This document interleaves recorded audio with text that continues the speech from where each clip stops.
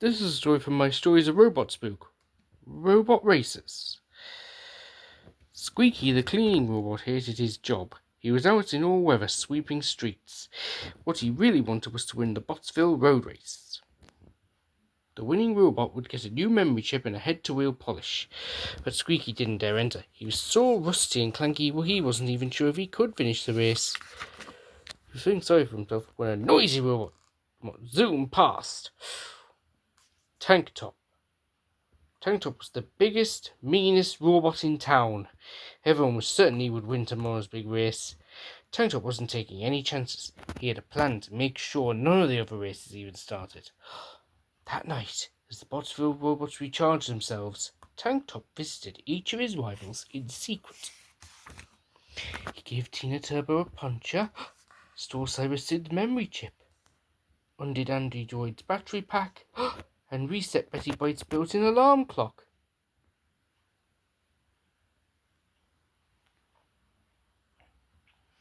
The next morning, Tank Top was the only robot at the start line. It looked as if his plan had worked. The judge was puzzled.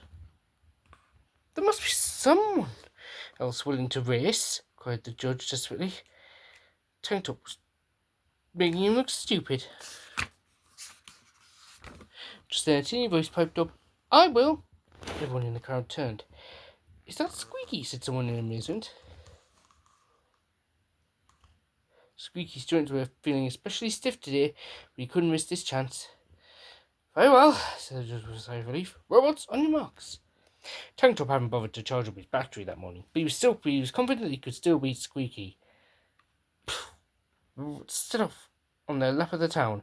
Tank Top raced off with a roar, and Squeaky clattered off in hot pursuit. As soon as he was outside of the crowd, Tank Top opened a flap in his back. Nails. By the time Squeaky spotted the spiky trap, it was too late. But luckily, Squeaky was so old that his wheels were made of solid rubber. They didn't burst and he was still in the race. "I'll show that cheat," thought Squeaky.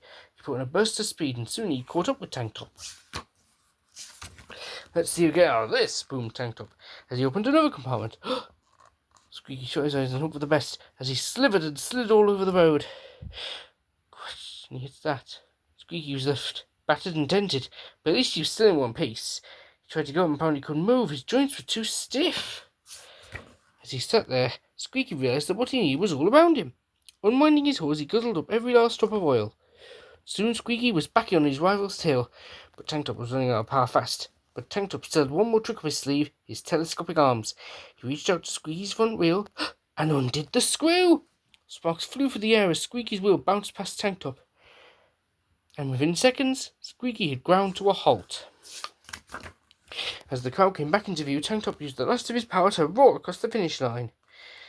Tank Top was already boasting to the crowds as poor old Squeaky was carried across the line.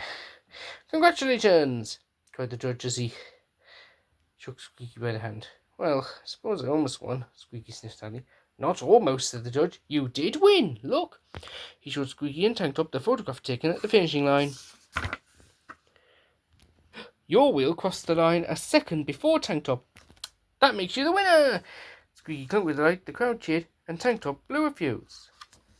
Clever. Wasn't that a good story?